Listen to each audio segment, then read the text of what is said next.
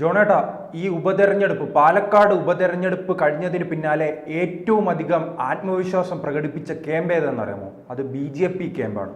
ഇത് നാം ഈ ലോക്സഭാ തെരഞ്ഞെടുപ്പ് സമയത്തും കണ്ടിട്ടുണ്ട്. ഈ തൃശ്ശൂർ മണ്ഡലവുമായി ബന്ധപ്പെട്ടും ഇത്തരം ഈ ആത്മവിശ്വാസം പ്രകടിപ്പിച്ചിട്ടുണ്ട് അണികൾ. അതിന് സമാനമായ രീതിയിലാണ് BJPയുടെ നേതാക്കളും അതോടൊപ്പം തന്നെ അണികളും ആത്മവിശ്വാസം പ്രകടിപ്പിക്കുന്നത്. അവർ പറയുന്ന കൃത്യമായ കണക്ക് നിരത്തി പറയുകയാണ്. തങ്ങൾ വിജയിച്ചു കഴിഞ്ഞു എന്ന രീതിയിലാണ് അവരുടെ പ്രസ്താവനകൾ രംഗത്ത് വരുന്നത്. ഈ ഉപതെരഞ്ഞെടുപ്പ് കഴിഞ്ഞ് മിനിറ്റുകൾക്കകം തന്നെ ആദ്യമായി പ്രതികരിച്ച രാഷ്ട്രീയ നേതാവ് സുരേന്ദ്രനാണ്. സുരേന്ദ്രൻ തങ്ങൾ വിജയിച്ചതായി, വടക്കുന്നാഥിന് ശേഷം പാലക്കാട് BJPക്ക് ഒരു ജനപ്രതിനിധി ഉണ്ടാകുന്നു എന്ന രീതിയിലായിരുന്നു അദ്ദേഹത്തിൻ്റെ ഫേസ്ബുക്ക് പോസ്റ്റ് രംഗത്ത് വന്നത്. പക്ഷെ വലിയ പ്രതീക്ഷയാണ്. അണികളെല്ലാം വലിയ ആഘോഷത്തിൻ്റെ തയ്യാറെടുപ്പിലേക്കെല്ലാം കടക്കുകയാണ്. എന്താണ് ഇവരുടെ ഈ ഇത്രയും വലിയ ആത്മവിശ്വാസത്തിനുള്ള കാരണം എന്താണ്? BJP ശേഖരിച്ചിട്ടുള്ള കണക്കുണ്ട്. ഓരോ തെരഞ്ഞെടുപ്പ് കഴിയുമ്പോഴും രാഷ്ട്രീയ പാർട്ടികൾ പോൾ ചെയ്ത വോട്ടിൻ്റെ അടിസ്ഥാനത്തിൽ നമുക്ക് എത്ര വോട്ട് ലഭിക്കും, എത്ര വോട്ട് കിട്ടാതെ പോകും, ആരൊക്കെ ചെയ്യാതെ പോയി എന്നൊക്കെ ഒരു കണക്ക് എടുക്കുമല്ലോ. അപ്പോൾ ആ കണക്കിൻ്റെ അടിസ്ഥാനത്തിൽ പാലക്കാട് നമുക്കറിയാം ഇത്തവണ പോളിംഗ് ശതമാനം കുറവാണ്. അതായത് 2021 75.27% ഇത്തവണ അത് 70.51% കുറഞ്ഞു. ഏകദേശം നമുക്ക് വലിയ വിവാദങ്ങളും ആവേശവും പല സംസ്ഥാന ജില്ലാ നേതാക്കളും അതോടൊപ്പം തന്നെ ദേശീയ നേതാക്കളും ഉൾപ്പെടെയുള്ളവർ പ്രചരണം നടത്തിയ ഒരു മണ്ഡലമായിരുന്നു പാലക്കാട്. എന്നിട്ട് ഇത് കുറഞ്ഞത് എങ്ങനെയാണെന്ന് മുന്നണികൾ വളരെ ചിന്തിച്ച് പരിശോധിക്കേണ്ടിയിരിക്കുന്നു. അപ്പോൾ അത് തെരഞ്ഞെടുപ്പിന് ശേഷം അവർ പരിശോധിക്കേണ്ടതാണ് എങ്ങനെയാണ് കുറഞ്ഞതെന്നുള്ളത്. ഇവിടെ കഴിഞ്ഞ തവണ ശ്രീധരൻ മത്സരിക്കുമ്പോൾ, അദ്ദേഹം പാലക്കാട് മത്സരിക്കുന്ന സമയത്ത് അദ്ദേഹം പാലക്കാട് നഗരസഭയിൽ 6800 വോട്ടാണ് അദ്ദേഹത്തിൻ്റെ ഭൂരിപക്ഷം. നമുക്കറിയാമല്ലോ, പിന്നെ ഷാഫി പറമ്പിൽ എത്ര വോട്ടിനാണ്, 3800 വോട്ടിനാണ് ഷാഫി പറമ്പിൽ വിജയിക്കുന്നത്. ശ്രീധരൻ്റെ ഭൂരിപക്ഷം 6800 വോട്ടാണ് നഗരസഭയിൽ മാത്രം. ആ വോട്ടാണ് പിന്നീട് ഇപ്പുറത്തേക്ക് വരുമ്പോഴത്തേക്ക് കുറഞ്ഞു പോകുന്നത്. അവിടെ ക്രിസ്ത്യൻ വോട്ടുകളും ഉണ്ട്. പാലക്കാട് നഗരസഭയിൽ ക്രിസ്ത്യൻ വോട്ടുകളും ഉണ്ട്. എന്തായാലും ഇത്തവണ 71% പാലക്കാട് നഗരസഭയിൽ പോളിംഗ് ശതമാനം വർദ്ധിച്ചിരിക്കുന്നത്. കഴിഞ്ഞ തവണ 65%. അതായത് BJPക്ക് മുൻതൂക്കമുള്ള, BJPക്ക് എക്കാലവും BJPയുടെ ശക്തി കേന്ദ്രമായ പാലക്കാട് മുനിസിപ്പൽ കോർപ്പറേഷൻ ഇപ്പോൾ 2 തവണയായി BJP തുടർച്ചയായി ഭരിക്കുകയാണ്. അതെ. അപ്പോൾ അവിടെ 65% ശ്രീധരന് 6800 വോട്ട് ഭൂരിപക്ഷം ലഭിക്കുമ്പോൾ പോൾ ചെയ്ത വോട്ട് ഇത്തവണ അത് 71% മാറിയിരിക്കുകയാണ്. അപ്പോൾ സ്വാഭാവികമായും BJPക്ക് അത് വലിയ വിജയപ്രതീക്ഷ, അവിടെ നല്ല ഭൂരിപക്ഷം ലഭിക്കും എന്നുള്ള പ്രതീക്ഷയുണ്ട്. 5% വോട്ട് വർദ്ധിച്ചു എന്ന് പറഞ്ഞാൽ അതിൻ്റെ അർത്ഥം BJPയുടെ മിക്കവാറും എല്ലാ വോട്ടർമാരെയും പ്രവർത്തകരെയും കൊണ്ട് വോട്ട് ചെയ്യിപ്പിച്ചിട്ടുണ്ട് എന്നാണ് അതിൻ്റെ അർത്ഥം. കാരണം അവർക്ക് ശക്തിയുള്ള കേന്ദ്രമാണ്. പിന്നീട് വരുമ്പോൾ ഈ പെരിയാരി പഞ്ചായത്തിലേക്ക് വരുമ്പോൾ അവിടെ കഴിഞ്ഞ തവണ 75% അത് UDFൻ്റെ ശക്തി കേന്ദ്രമാണ്. അവിടെ 75% പോളിംഗ് എങ്കിൽ ഇത്തവണ അത് ഗണ്യമായി കുറഞ്ഞ് 70%. അതിനു മുമ്പ് ഒരു സംശയമായി, അങ്ങനെയാണെങ്കിൽ ഹൃദയത്തിൽ നഗരപ്രദേശങ്ങളിൽ BJPക്കാണ് സ്വാധീനം. പക്ഷെ അത് പൂർണ്ണമായി തന്നെ BJPയിലേക്ക് എത്താനുള്ള സാധ്യതയുണ്ട്. ഇപ്പോൾ അവിടെ വിഭാഗീയതയുണ്ട്. അതോടൊപ്പം തന്നെ ഈ സന്ദീപ് വാര്യർ പോയതിനു ശേഷം ചിലരെല്ലാം പറഞ്ഞിരുന്നു കൗൺസിലർമാർ ഉൾപ്പെടെയുള്ളവർ കോൺഗ്രസിലേക്ക് പോകുന്നു എന്ന തരത്തിലുള്ള വാർത്തകളെല്ലാം വന്നിരുന്നു. പിന്നീട് അത് നടന്നിട്ടില്ല. പക്ഷെ ആ വിഭാഗീയത ഈ അവസാന ഘട്ടത്തിൽ സ്വാധീനിക്കാനുള്ള സാധ്യത ഉണ്ടോ? അങ്ങനെയാണെങ്കിൽ ചിലപ്പോൾ ഈ വോട്ട് BJPയുടെ ശക്തി കേന്ദ്രത്തിലേക്കുള്ള വോട്ട് വേണമെങ്കിൽ കോൺഗ്രസിലേക്ക് മാറാമല്ലോ. അതോടൊപ്പം അങ്ങനെ ഒരു സംഭവം അവിടെ ഉണ്ടാകാൻ സാധ്യതയില്ല. കാരണം സന്ദീപ് വാര്യർ എന്ന് പറയുന്ന എഫക്റ്റ്, സന്ദീപ് വാര്യർ കോൺഗ്രസിലേക്ക് പോയതിനു ശേഷം BJPക്ക് മുൻപെങ്ങുമില്ലാത്ത തരത്തിലുള്ള ഒരു ഐക്യം ഉണ്ടാകുന്നു. ആ സ്ഥാനാർത്ഥി ജയിക്കണം, കൃഷ്ണകുമാർ ജയിക്കണം എന്ന് അവർ അതിയായി ആഗ്രഹിക്കുന്നു. അതിനു വേണ്ടിയിട്ട് എന്തൊക്കെ കാര്യങ്ങൾ ചെയ്യണം എന്ന് കൃത്യമായി പ്ലാൻ ചെയ്യുന്നു. അപ്പോൾ സന്ദീപ് വാര്യർ കോൺഗ്രസിലേക്ക് പോയത് അവരെ സംബന്ധിച്ച് സ്ഥാനാർത്ഥി ജയിക്കാനുള്ള ഒരു പ്രധാനപ്പെട്ട ഗുണകരമായി മാറുന്നു എന്നുള്ളതാണ്. അപ്പോൾ അതുകൊണ്ടാണ് ഈ പഞ്ചായത്ത് UDFൻ്റെ ശക്തി കേന്ദ്രമായ പഞ്ചായത്തിൽ 5% വോട്ട് കുറയുന്നു. അതായത് അപ്പുറത്ത് BJPക്ക് ശക്തി കേന്ദ്രമായ നഗരസഭയിൽ അവിടെ 5% കൂടുമ്പോൾ ഇവിടെ 5% കുറയുകയാണ്. അപ്പോൾ അത് BJPക്ക് പ്രതീക്ഷ നൽകുന്നുണ്ട്. അതുപോലെ തന്നെ മാത്തൂർ പഞ്ചായത്തിൽ കഴിഞ്ഞ തവണ 73.82% പോളിംഗ് എങ്കിൽ ഇത്തവണ അത് 70% മാറി. അത് 3% കുറവാണ്. ഈ മാത്തൂർ എന്നൊക്കെ പറയുന്നത് അറിയാമല്ലോ, BJPക്ക് ശക്തി കേന്ദ്രമല്ല, പക്ഷേ അതേസമയത്ത് LDFനും UDFിൻ്റെയും ശക്തി കേന്ദ്രമായ പഞ്ചായത്താണ്. തുല്യ ശക്തികളായിട്ടുള്ള പഞ്ചായത്താണ്. അതുപോലെയാണ് കണ്ണാടി പഞ്ചായത്ത് LDF അവിടെ ശക്തമായൊരു പഞ്ചായത്താണ് കണ്ണാടി പഞ്ചായത്തിൽ കഴിഞ്ഞ തവണ 78.45% ഇത്തവണ അത് 70.15%. അത് വളരെ ഗണ്യമായി 8% കുറഞ്ഞിരിക്കുന്നു. 8%. അങ്ങനെയാണെങ്കിൽ സരിനെ ബാധിക്കാനുള്ള സാധ്യതയുണ്ടോ? അല്ല, സരിൻ്റെ കാര്യത്തിലേക്കും കൂടെ വരാം. അപ്പോൾ ഈ കണക്കുകൾ വെച്ചിട്ട് BJPയുടെ നേതൃത്വം പറഞ്ഞിരിക്കുന്ന കണക്കുകളാണ് ഞാൻ ഈ പറയുന്നത്. BJP കണക്ക് കൂട്ടിയിരിക്കുന്ന കണക്കുകളിലേക്കാണ് നമ്മൾ വരുന്നത്. അവിടെ ഈ 3 പഞ്ചായത്തിലും ഗണ്യമായി കുറഞ്ഞിരിക്കുന്നു എന്ന് പറഞ്ഞാൽ ഏകദേശം 3 പഞ്ചായത്തിലായിട്ട് 16% കുറഞ്ഞിരിക്കുന്നത്. അവിടെ BJPക്ക് മേൽക്കൈയുള്ള പഞ്ചായത്തുകളല്ല, BJPക്ക് വോട്ട് കിട്ടുന്ന അതേസമയത്ത് നഗരസഭയിലേക്ക് വരുമ്പോൾ 5%, അത് BJPക്ക് മേൽക്കൈയുള്ള നഗരസഭ ആണ് താനും. ഇവിടെ 16% കുറയുന്നു. അപ്പോൾ BJP കണക്ക് കൂട്ടുന്നത് 55,000 വോട്ട് BJP ഈ ഇലക്ഷന് പിടിക്കും എന്നാണ്.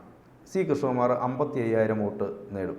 55,000 വോട്ട് എന്ന് പറയുന്ന വളരെ ശക്തമായ ത്രികോണ മത്സരം നടക്കുന്ന ഒരു മണ്ഡലത്തെ സംബന്ധിച്ചിടത്തോളം ഏകദേശം അവിടെ 1,37,302 എന്നുള്ള കണക്കാണ് ഇതുവരെ വന്നിട്ടുള്ളത്. ഇപ്പോൾ കൂടാം, 1,40,000 വരെയൊക്കെ പോകാം. അപ്പോൾ അത്രയും പോൾ ചെയ്തിട്ടുള്ളിടത്ത് 3 പ്രധാനപ്പെട്ട ആളുകൾ, രാഷ്ട്രീയ പാർട്ടിയുടെ സ്ഥാനാർത്ഥികൾ മത്സരിക്കുമ്പോൾ 55,000 അതിനിർണായകമായ വോട്ടാണ്. ജയിക്കാൻ പര്യാപ്തമായ എന്നല്ല, അതിനപ്പുറത്തേക്ക് കടക്കുന്ന വോട്ട് തന്നെയാണ് 55,000 വോട്ട്. 55,000 വോട്ട് BJP നേടും. അതിന് BJP പറയുന്ന കണക്ക് ഇതാണ്. അതായത് ഈ ശ്രീധരനാണ് കഴിഞ്ഞ തവണ ജയത്തിന് തൊട്ടടുത്തെത്തിയത്. ആ തൊട്ടടുത്തെത്തിയ ഈ ശ്രീധരനെ അന്ന് 65% വോട്ട് നഗരസഭയിൽ 65% വോട്ട് BJPക്ക് ലഭിച്ചപ്പോൾ അന്ന് ഈ ശ്രീധരന് 6,800 വോട്ട് ഭൂരിപക്ഷം അവിടെ നിന്ന് മാത്രം ലഭിച്ചു. പിന്നീട് ഷാഫി പറമ്പിൽ കയറുന്ന ഇപ്പുറത്തെ പഞ്ചായത്ത് വെച്ചിട്ടാണ് ഷാഫി പറമ്പിൽ കയറിപ്പോകുന്നത്. നമ്മളിപ്പോൾ ഈ തിരുവനന്തപുരം എണ്ണമ്പോൾ അങ്ങനെയാണല്ലോ, ശശി തരൂര് എല്ലാ കാലത്തും നഗരമണ്ഡലങ്ങളിൽ BJP മുന്നിൽ വരികയും പിന്നീട് തീരപ്രദേശങ്ങളും ഗ്രാമപ്രദേശങ്ങളിലേക്കും ഒക്കെ പോകുമ്പോൾ, പ്രത്യേകിച്ച് തീരപ്രദേശങ്ങളിലേക്ക് പോകുമ്പോൾ അവിടെ സ്ഥിരമായ വോട്ട് ബാങ്ക് കോൺഗ്രസിനുള്ളത് കൊണ്ട് അത് ശശി തരൂർ എന്നല്ല, മറ്റേ കോൺഗ്രസിൻ്റെ ഏത് സ്ഥാനാർത്ഥി എന്നാലും തീരപ്രദേശത്ത് കോൺഗ്രസിനാണ് വോട്ട് പോവുക. അപ്പോൾ അതുപോലെ തന്നെയാണ് ഇവിടെയും സംഭവിക്കുന്നത്.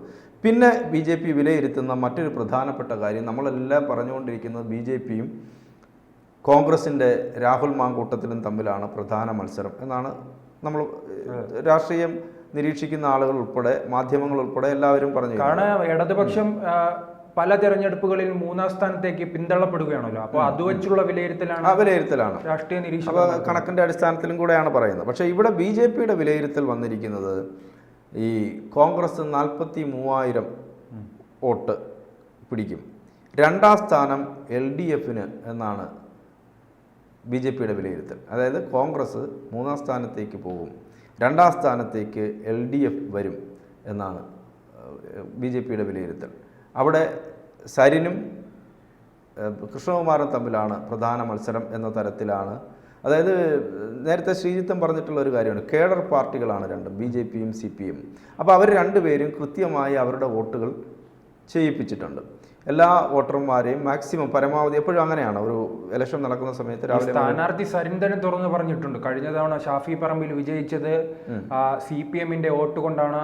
BJP വിജയിക്കാതിരിക്കാൻ വേണ്ടി CPM ഷാഫി പറമ്പിന് അനുകൂലമായി വോട്ട് ചെയ്തതെന്ന് ഈ തുടക്കത്തിൽ സരിൻ തന്നെ തുറന്നു പറഞ്ഞിട്ടുണ്ട്. അത് സംഭവിച്ചിട്ടുണ്ടാവും, അതിന് തള്ളിക്കളയേണ്ടതില്ല, ആ ഒരു അഭിപ്രായത്തെ തള്ളിക്കളയേണ്ടതില്ല. ഇത്തവണ അത്തരത്തിലൊരു ഇത് നടന്നിട്ടില്ല, ക്രോസ് വോട്ടിംഗ് നടന്നിട്ടില്ല. പൂർണ്ണമായി തന്നെ സരിന്റെ വോട്ട് സരിൻ തന്നെ കിട്ടാനാണ് സാധ്യത. കാരണം അങ്ങനെ കിട്ടേണ്ടത് സരിനും CPMനെ സംബന്ധിച്ചും അത് വളരെ പ്രധാനപ്പെട്ടതാണ്. ജയത്തിലെത്തിയില്ലെങ്കിൽ പോലും 2ാം സ്ഥാനം എന്നുള്ളതോ അല്ലെങ്കിൽ കഴിഞ്ഞ തവണത്തെ സ്ഥാനാർത്ഥി പിടിച്ചതിനപ്പുറത്തേക്കുള്ള വോട്ട് സരിന് കിട്ടുക എന്നുള്ളതും CPMന് പ്രധാനമാണ്. കാരണം വോട്ടിംഗ് ശതമാനം വർദ്ധിക്കുക, ക്രമാനുഗതമായി കഴിഞ്ഞ 2-3 തവണയായി CPMന്റെ വോട്ട് താഴേക്ക് പോകുന്നു. 3ാം സ്ഥാനത്തേക്ക് CPM പോകുന്നു, 2ാം സ്ഥാനത്ത് BJP വരുന്നു. അപ്പോൾ അതിൽ നിന്നൊരു മാറ്റം CPM ആഗ്രഹിക്കുന്നുണ്ട്. അവർ 2ാം സ്ഥാനത്തെത്തിയാലും സരിൻ ഈ കഴിഞ്ഞ തവണത്തെ സ്ഥാനാർത്ഥി പിടിച്ചതിന് അപ്പുറത്തേക്ക് വോട്ട് പിടിച്ചാലും അവരെ സംബന്ധിച്ച് അത് വലിയ രാഷ്ട്രീയ നേട്ടമാണ് CPMനെ സംബന്ധിച്ച്. അതേസമയം ഈ പറഞ്ഞതുപോലെ കുറഞ്ഞാലേ അവിടെ പ്രശ്നം വരും. BJP CPM ഡീലെന്ന് അല്ല, അത് ഇപ്പൊ തന്നെ അത് അത്തരം ആരോപണങ്ങളൊക്കെ രണ്ടു കൂട്ടരും പറയുന്നുണ്ട്. ഒരു തൃശ്ശൂരായി മാറാൻ സാധ്യതയുണ്ടല്ലേ?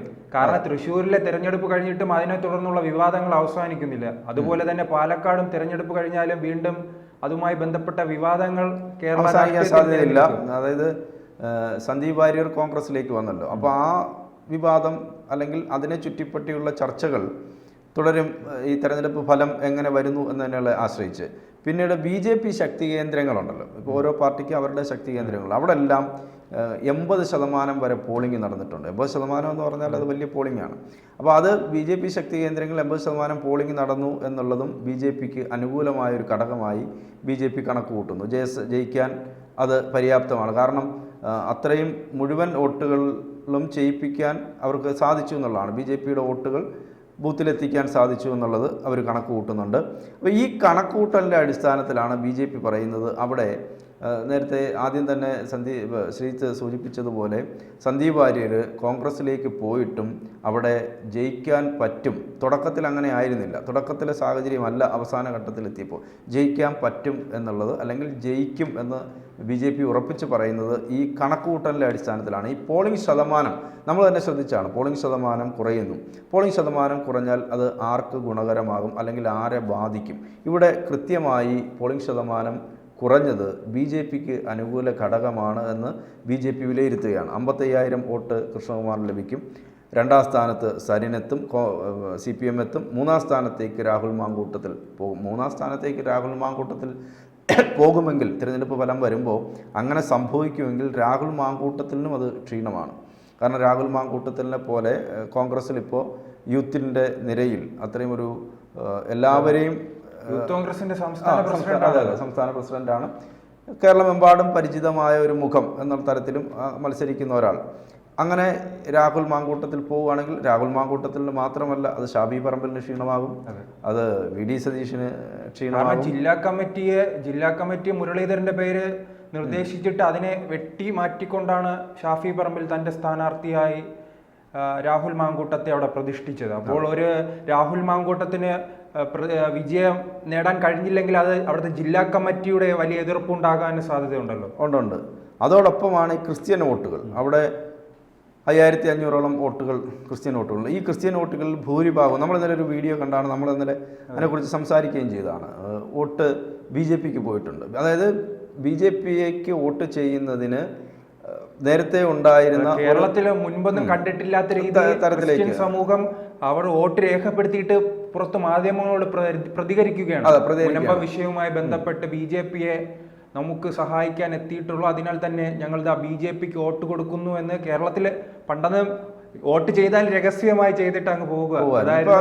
പ്രതികരിച്ചു. അത് ഈ മുൻപം വിഷയം, വഖഫിന്റെ വിഷയമൊക്കെ വന്നുകൊണ്ട് ഞങ്ങൾ വോട്ട് ചെയ്തിരിക്കുന്നത് BJPക്കാണെന്ന് ക്രിസ്ത്യൻ വോട്ടർമാർ അവിടെ പരസ്യമായി പറയുന്നു. അതിൻ്റെ ഒരു കാരണം കൂടെ ഉള്ളത്, ഈ അതിനിർണായകമായൊരു തെരഞ്ഞെടുപ്പാണ്. ആ തെരഞ്ഞെടുപ്പിൽ 5500 ആയാലും 1500 ആയാലും അത് ഏറ്റവും പ്രധാനപ്പെട്ട, അല്ലെങ്കിൽ ഒരു സ്ഥാനാർത്ഥിയുടെ ജയപരാജയം നിർണ്ണയിക്കുന്ന വോട്ടുകളാണ്. ഒരുപക്ഷെ ക്രിസ്ത്യൻ വോട്ടുകൾ BJPക്ക് ലഭിച്ചത് അവർക്ക് അഡീഷണൽ കിട്ടുന്ന, ജയസാധ്യതയ്ക്ക് അഡീഷണലായിട്ട് കിട്ടുന്ന ഒരു ബോണസായിട്ട് നമുക്ക് കണക്ക് കൂട്ടേണ്ടി വരും. കൂടുതൽ വാർത്തകളും വിശേഷങ്ങളും നിങ്ങളിലേക്ക് എത്താൻ ABC മലയാളം സബ്സ്ക്രൈബ് ചെയ്യുക, ബെൽ ബട്ടണും അമർത്തുക.